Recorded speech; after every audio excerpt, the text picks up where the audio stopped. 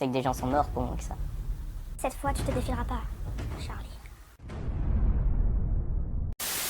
Ok, alors j'ai piqué la caméra pour réaliser un de mes rêves. En fait, j'ai toujours voulu faire une chaîne tuto beauté. Donc pendant qu'il n'est pas là, on va en profiter. Alors, tout d'abord, je vais vous parler du fond de teint.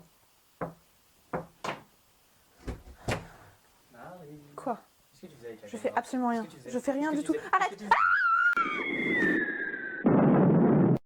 Bonjour et bienvenue à tous pour ce nouvel épisode de DCM. Aujourd'hui nous allons parler d'un super-héros appartenant à l'univers de DC Comics, j'ai nommé Victor Stone alias Cyborg. Il a été créé en 1980 par George Perez et Marv Wolfman, et il est apparu pour la première fois dans le numéro 26 de DC Comics Presents. Il est notamment connu pour être un des membres fondateurs des Teen Titans, mais plus récemment de la Justice League. En effet, depuis le reboot de DC en 2011, c'est l'un des membres fondateurs de cette équipe. Mais commençons par sa première histoire. C'est donc l'histoire du jeune Victor qui, comme tous les enfants, croque la vie à pleines dents avec ses nombreux amis qui... Non, je déconne, ses parents faisaient des expériences sur lui. Lourd!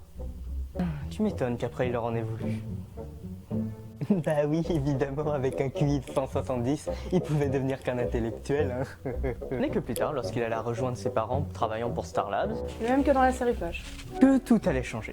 Alors qu'une expérience avait lieu concernant un portail dimensionnel, celui-ci explose, Brillante idée! tuant sa mère sur le coup et le blessant grièvement aux membres et au visage. Brillante! A noter que chez DC, les parents, c'est un peu comme chez Disney, c'est pas trop où ils sont. Hein.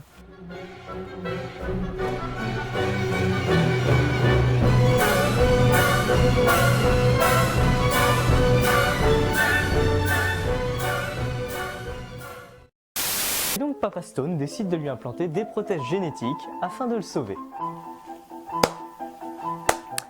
Le sauver. Faisant de lui un cyborg. Cyborg, putain.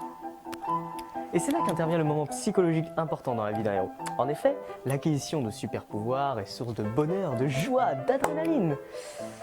Mais là, c'est le contraire.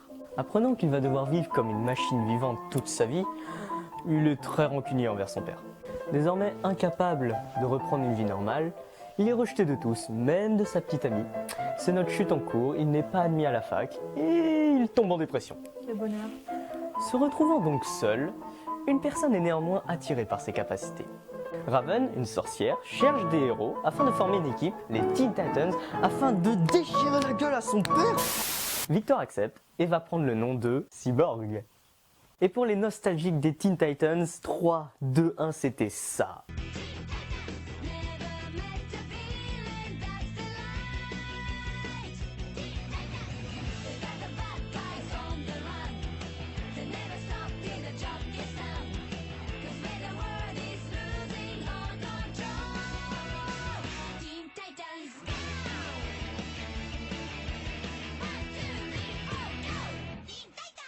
Bah, c'était plutôt une bonne série pour l'époque. Dans cette nouvelle équipe, il finira finalement par s'accepter et en devenir le chef. Ceci est une fin raccourcie. L'équipe aura de nombreuses aventures, mais ce serait tellement long que même une file d'attente à la poste serait plus amusante. Et tout est bien qui finit bien! Et c'est pas fini. Putain! Comme je l'ai indiqué un peu plus tôt, DC a récemment fait un reboot de tous ses personnages. Pour comprendre la suite, il faut d'abord passer par Flashpoint, qui est une mini-série mettant Flash en action, et qui va introduire le futur reboot.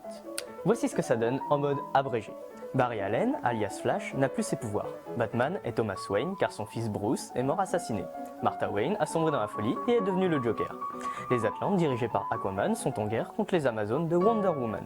Cyborg est le héros préféré de l'Amérique car Superman n'existe pas ici. Et la mère de Flash est toujours vivante. Une fois ses pouvoirs récupérés, Flash combattra Nega Flash qui lui explique que le sauvetage de sa mère dans une autre réalité a provoqué l'émergence de celle-ci. Flash retourne donc dans le passé pour empêcher cela, provoquant la fusion de plusieurs univers et de cette fusion naît un nouveau monde, The New 52.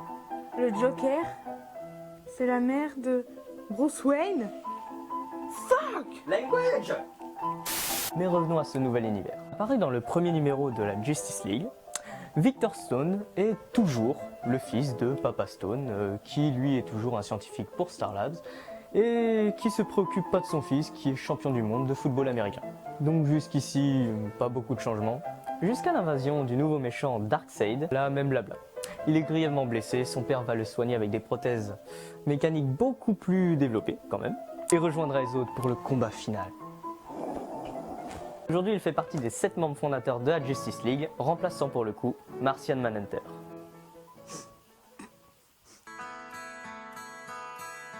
Hello, darkness, my old friend. Maintenant de l'aspect cool du héros, ses pouvoirs. Cyborg étant partiellement robotique, il possède une force et une puissance surhumaine, ce qui fait souvent de lui l'homme fort du groupe. Tel un Terminator. Enfin, depuis le reboot de DC, son armure est devenue beaucoup plus futuriste. Il utilise des matériaux tels que le prométhium, Un sens scientifique. ce qui la rend ainsi plus légère, plus résistante et bien plus badass. Pour ses apparitions dans les médias, il est notamment apparu dans plusieurs séries animées telles que les Teen Titans ou la Justice League, et aussi la série Smallville. Mais là où on l'attend le plus, c'est dans les prochains films d'ici. Il devrait avoir son premier film en solo en 2020, même s'il devra apparaître dans les prochains films Justice League. Si vous aussi vous êtes impatient des prochains films d'ici, n'hésitez pas à nous le dire dans les commentaires. N'hésitez pas à aimer, à liker, à partager cette vidéo. On se retrouve très bientôt pour un nouveau numéro consacré à...